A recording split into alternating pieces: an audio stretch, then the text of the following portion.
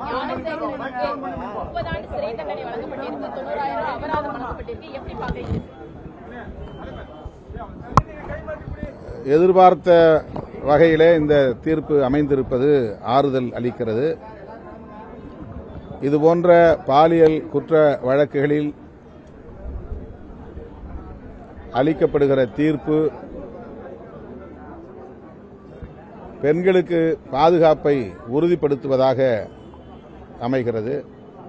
அண்மையிலே பொள்ளாச்சி பாலியல் கூட்டு வன்புணர்வு வழக்கில் நீதிமன்றம் அளித்த தீர்ப்பும், இப்போது அண்ணா பல்கலைக்கழக வளாகத்தில் நடந்த பாலியல்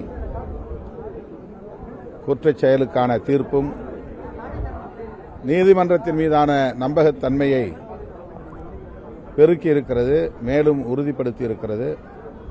அந்த வகையிலே நான் இந்த தீர்ப்பை வரவேற்கிறேன், பாராட்டுகிறேன்.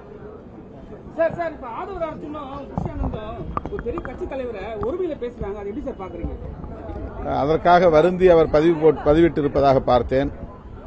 மிக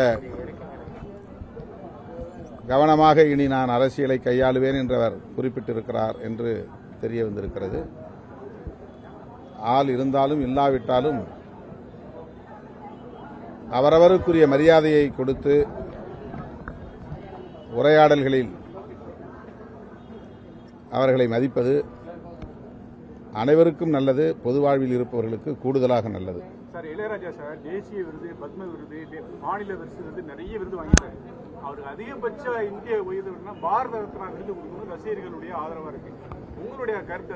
நாங்கள் ஏற்கனவே இந்த கோரிக்கையை இந்திய ஒன்றிய அரசுக்கு வைத்திருக்கிறோம். பாரத ரத்னா விருது பெறுவதற்கு முழுமையான தகுதி படைத்தவர். அவருக்கு இந்திய ஒன்றிய அரசு உரிய வகையில் அங்கீகாரத்தை வழங்கும், பாரத ரத்னா விருதினையும் உரிய காலத்தில் வழங்கும் என்று நான் நம்புகிறேன். வழங்க வேண்டும் என்று வலியுறுத்துகிறேன். பிளே ஸ்டோர் மற்றும் ஆப் ஸ்டோரில் இருந்து பாலிமர் செயலியை QR கோடு மூலம் பதிவிறக்கம் செய்யுங்கள். செய்திகளை உடனுக்குடன் பெறுங்கள்.